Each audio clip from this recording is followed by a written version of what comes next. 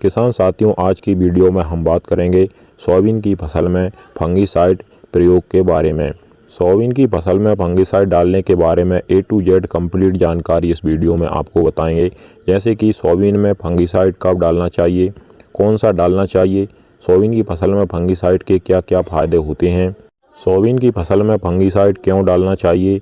किसान साथियों, ध्यान दीजिएगा, अगर आप सोयाबीन की फसल में सही समय पर फंगिसाइड डालते हैं तो आपका जितना खर्चा होता है फंगिसाइड डालने में, उतने से 7 गुना ज़्यादा आपको प्रॉफिट होता है। यह बात ध्यान में रखिएगा। पूरी जानकारी वीडियो में किसान साथियों अच्छी तरीके से जानेंगे। वीडियो को शुरू से लेकर एंड तक पूरा ज़रूर देखिएगा। और अगर आपने अभी तक हमारे चैनल को सब्सक्राइब नहीं किया हुआ है तो इसी तरह से आपकी सही फसलों की सही और समय पर जानकारी सबसे पहले पाने के लिए चैनल को सब्सक्राइब कर लीजिए, वीडियो को लाइक कर दीजिए और ज़्यादा से ज़्यादा हमारे सभी किसान दोस्तों के साथ इस वीडियो को शेयर भी करिएगा। सबसे पहले किसान साथियों, हम बात करते हैं कि सोयाबीन की फसल में आपको फंगिसाइड कब डालना चाहिए। तो पहली बात तो है किसान साथियों की जब भी आपकी सोयाबीन फसल में फंगस या फफूंदजनक रोग दिखें तभी आपको तुरंत सोयाबीन की फसल में फंगिसाइड का स्प्रे कर देना चाहिए। और दूसरा, अगर एक सही समय की बात करें कि सोयाबीन फसल में आपको फंगिसाइड का उपयोग इस समय पर तो करना ही करना है, तो जब आपकी सोयाबीन फसल में पूरी तरीके से फलियां बन जाती हैं उस समय पर आपको सोयाबीन फसल में फंगिसाइड का स्प्रे ज़रूर करना चाहिए।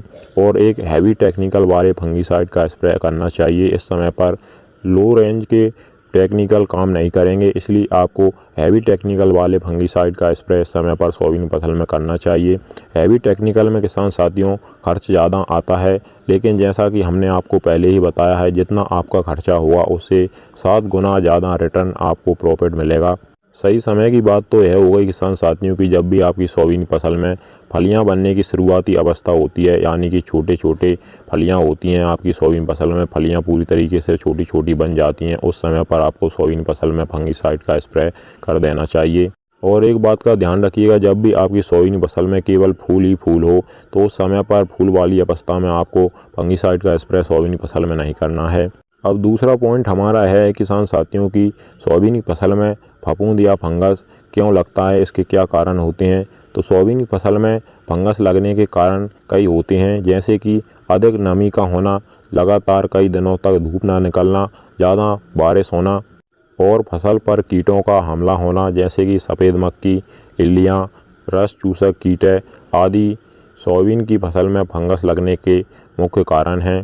फंगस किसान साथियों सोयाबीन की फसल में कई प्रकार का हो सकता है, कई प्रकार के इसके लक्षण हो सकते हैं, जैसे कि झुलसा रोग फसल में होना, रस्ट रोग होना, टिक्का रोग होना, फसल की पत्तियों पर धब्बे बन जाते हैं और फसल के पौधे पर फफूंदजनक रोग आ जाते हैं, जैसे कि सफ़ेद सफ़ेद पाउडर नुमा रोग आता है। और जो रस चूसक कीटे सफ़ेद मक्खी वगैरह होती हैं, अगर इनके कारण से पौधे में फंगस लगता है तो पौधे की पत्तियाँ पीली पड़ने लगती हैं, येलो रस्ट आ जाता है। ऐसे कई तरह का फंगस सोयाबीन की फसल में लगता है। वैसे तो किसान साथियों आपको मार्केट में कई तरह के फंगिसाइड मिल जाते हैं, कई अलग अलग कंपनियों के बेस्ट फंगिसाइड भी मिलते हैं। आपको किसी अच्छी कंपनी का ही फंगिसाइड अपनी फसल में यूज करना है, जिससे आपको उसके 100% रिजल्ट मिलें। अगर किसान साथियों आप सोयाबीन की फसल में फूल आने से पहले पहले फंगिसाइड का प्रयोग कर रहे हैं तो ऐसे में आपको हल्के टेक्निकल का प्रयोग करना चाहिए, क्योंकि फूल आने से पहले कम मात्रा में फंगस सोयाबीन फसल में आता है, यह जल्दी से कंट्रोल भी हो जाता है।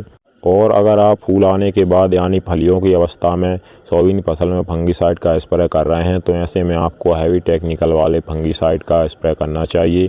फूल आने से पहले किसान साथियों आप हेक्साकोनाजोल टेक्निकल का इस्तेमाल कर सकते हैं या फिर कार्बनडाजिम प्लस मैनकोजेब वाले टेक्निकल का भी इस्तेमाल कर सकते हैं। इसमें जो हमारा 100 दिन फंगिसाइड आता है वह भी बेस्ट है, और जो साफ फंगिसाइड आता है उससे भी इस समय पर फंगस आसानी से कंट्रोल हो जाता है।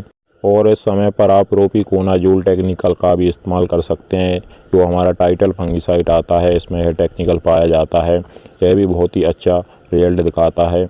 अब किसान साथियों हम बात करते हैं कि सोयाबीन की लास्ट स्टेज यानी फलियां बनते समय आपको कौन सा फंगिसाइड स्प्रे करना चाहिए।